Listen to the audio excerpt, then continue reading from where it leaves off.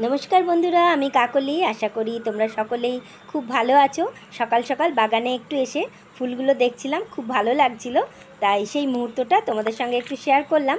और आजके आमी भिडियोते अनेक किछु माने शेयार करब, सेटा हलो सबई छेलेके उद्देश्य करे। तो की करछि ना करछि सबटाई देखाबो, संगे रेसिपिओ थाकबे, आरो अनेक किछु थाकबे। पुरो भिडियोटा प्लिज बंधुरा तोमरा देखो, और यदि भालो लेगे थाके अवश्यई एकटा लाइक करे और सबस्क्राइब करे आमार पाशे थेको। चलो बंधुरा এই যে ছুরি নিয়েছি, গাছ থেকে একটা জিনিস পারবো, কি পারবো চলো দেখাই।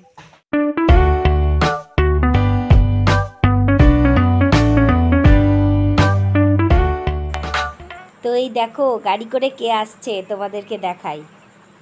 এই দেখো আমার ছেলে এসে হাজির।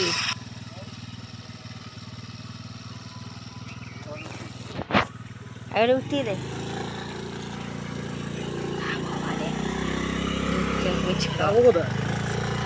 ওদিকে রাখ বাইরে। বেশ অনেক দিন পর ছেলেটা বাড়িতে ফিরলো, তার কারণ ওর পরীক্ষা চলছিল, সেমিস্টার পরীক্ষা।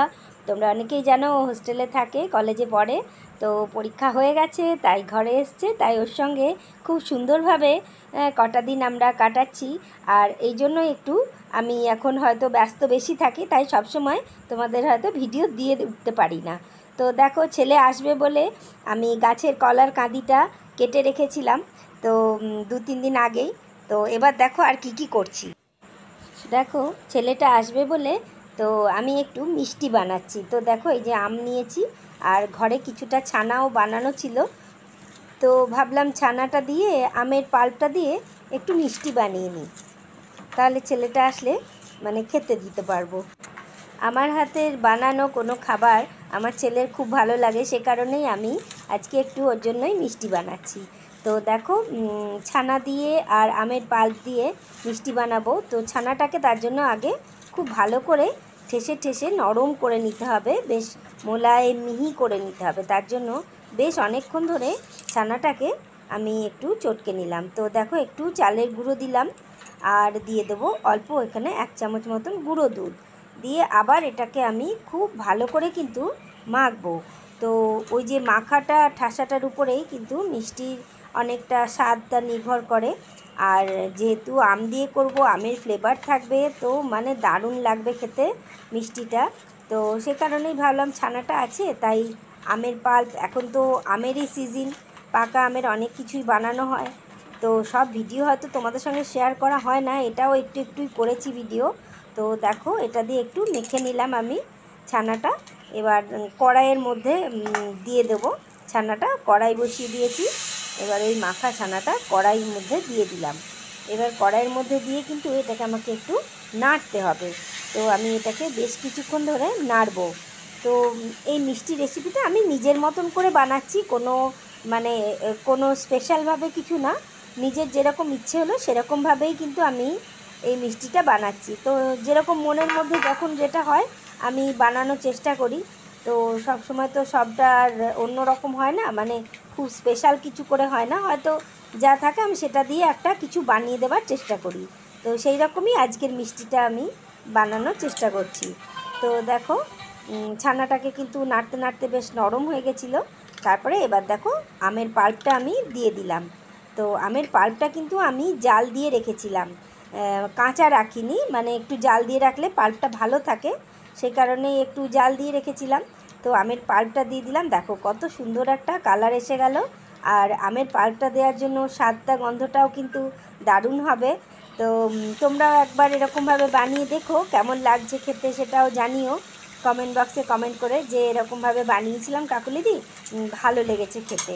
তো যাই হোক, এটার মধ্যে আমি দেখো আর একটুখানি ময়দা দিয়ে দিলাম, তো যাতে এটা আর একটু ভালোভাবে মানে শুকনো শুকনো একটু টান টান হয়ে যায়। তো সেই কারণেই দেখো একটু ময়দা দিয়েছি। এবার দেখো ধীরে ধীরে কিন্তু জিনিসটা টেনে যাচ্ছে। তো এটা কিন্তু বেশ কিছুক্ষণ ধরে নাড়তে হয়, প্রসেসটা একটু সময় লাগে, তো একটু বেশিক্ষণ ধরে নাড়তে হয়। যে কোনো মিষ্টি একটু ভালো করে বানাতে গেলে এইগুলো তো করতেই হবে। তো সেই কারণে দেখো বেশ কিছুক্ষণ ধরে আমি নাড়তে থাকলাম, আর নাড়তে নাড়তে এর মধ্যে দেখো অল্প ঘি দিয়ে দিলাম।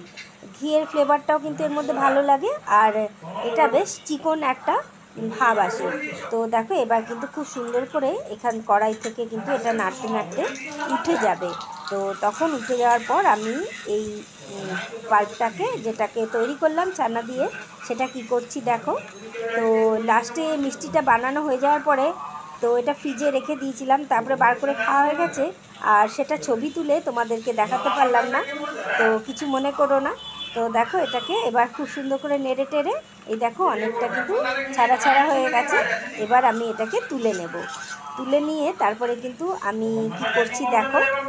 তো তোমরা দেখছো, মানে ছেলে এসেছে, আমার হাজব্যান্ড মানে গল্প করছে। তো দেখো এবার একটা প্লেটের মধ্যে আমি একটু ঘি ব্রাশ করে নিচ্ছি। ঘিটা ব্রাশ করে নিলে মানে এটা উঠাতে খুব ভালো হয়, সে কারণেই। তো খুব সামান্যই ঘি আমি অল্প ব্রাশ করে নিচ্ছি। এবার এর মধ্যে আমি যেটা বানালাম ছানার মণ্ডটা, সেটা এর মধ্যে দিয়ে আমি কিন্তু খুব সুন্দর করে স্প্রেড করে দেবো, যাতে ভালো করে ছড়িয়ে দেওয়া যায়। এবং একটু ঠান্ডা হলে এটা বেশ সুন্দর একটা মিষ্টির শেপ তৈরি হবে। তোমরা এটা কেউ কেউ বরফির আকারেও কেটে নিতে পারো, কেউ কালাকাঁদের মতনও কেটে নিতে পারো। তো আমি এইভাবে স্প্যাচুলাটা দিয়ে একটু ভালো করে সেট করে নিচ্ছি। তো দেখো ঘিটা কি সুন্দর উপর থেকে ফুটে আসছে, এইটার জন্যই কিন্তু আরও বেশি ভালো লাগবে। আর যেহেতু আমের সন্দেশ, আমের সিজন, সব কিছু আম দিয়ে বানাতে একটা কিন্তু দারুণ লাগে। তো দেখো আমি এইভাবে সেট করে এবার এটাকে ফ্রিজে রেখে দিয়েছিলাম। তারপরে কেটে তারপরে খাওয়া হয়ে গেছে, ভিডিওটা সেটা করা হয়নি, কিছু মনে করো না। ফ্যানটা নিয়ে বসেছি, এটা আজকে পরিষ্কার করব। দেখো কত নোংরা বসে গেছে, মানে কন্টিনিউয়াস চলছে, এই ফ্যান ছাড়া তো গতি নেই, হাই স্পিড ফ্যান ছাড়া। তো এই স্ক্রু দিয়ে খুললাম। তো এবার এটা পরিষ্কার করব, তার জন্য পুরো ফ্যানটা এটা খুলবো আমি ভালো করে। তো মানে এইরকম সারাদিন ধরে অনেক টুকটাক কুচকাচ কাজ থাকে, যেগুলো মানে করতেই হয়, না করলেই নয়। তো এক্সট্রা কাজ এগুলো আর কি, সংসারের রান্না বান্না কাজকর্ম ছাড়াও এগুলো কিন্তু এক্সট্রা কাজ। দেখো এখানটা জাম হয়ে গেছে জঙে জঙে। এই সার্ফ জল গুলে নিয়েছি। এবার দেখো এগুলোকে সব পরিষ্কার করবো আপ টু ডেট ভালো করে। এই ঘষে ঘষে কালিটা উঠাবো, তাহলে দেখতেও ভালো লাগে। আর হাওয়াটাও বেশ ফাইন, তখন পরিষ্কারভাবে আসে, ফাইন হয়ে আসে একদম হাওয়াটা, খুব ভালো লাগে তখন। এটা এমনিতেই হাই স্পিড ফ্যান, তো তো এটার একটু স্পিডটা বেশি, ভালো হাওয়াটা হয়। তো যেদিনই রান্না একটু কম থাকে, কম করতে হয়, সেদিনই কিন্তু এসব বাড়তি কাজ নিয়ে বসে যাই। এবার এইটা করব, এটা ঢাকনাটা, এটা এবার ঘষবো। দেখো হুড় করে কালি বেরোচ্ছে, একদম গল গল করে কালো কালো কালি জল বেরোচ্ছে, মানে প্রচুর নোংরা হয়েছিল। অনেক দিন থেকেই করব করব ভাবছিলাম, করতে পারছিলাম না। ছেলে বাড়ি ফেরার আগেই, ওই জন্য আমি ফ্যানটা আগেই পরিষ্কার করে নিলাম। দেখো কীরকম কালি জল বেরোচ্ছে, দেখো পুরো কালি কালি বেরিয়ে যাচ্ছে। যাই হোক, ফ্যানটা ধুয়ে ধায়ে পরিষ্কার করে রোদে শুকিয়ে আবার এটাকে ফিটিংস করে নিলাম। তো ছেলে ঘরে আসলে যা হয়, ছেলের মন পছন্দ সব খাবার হয়। তো দেখো এই দেখো ঘি করলা ভেজেছি, আর এই দেখো মাটন, মাটন তো হবেই, ওর খুব প্রিয় মাটন। এই দেখো পেঁয়াজ কেটে রেডি, এই দেখো আলু ভাজছি, তো মাটন রান্না হবে বাগানে।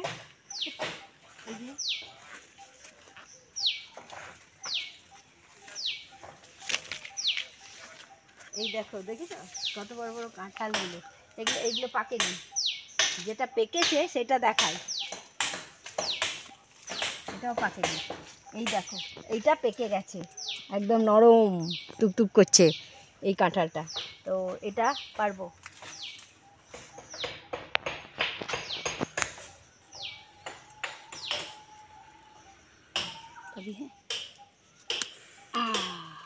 এই দেখো পাকা কাঁঠাল পেড়ে নিয়েছি, কি সুন্দর পাকা গন্ধ।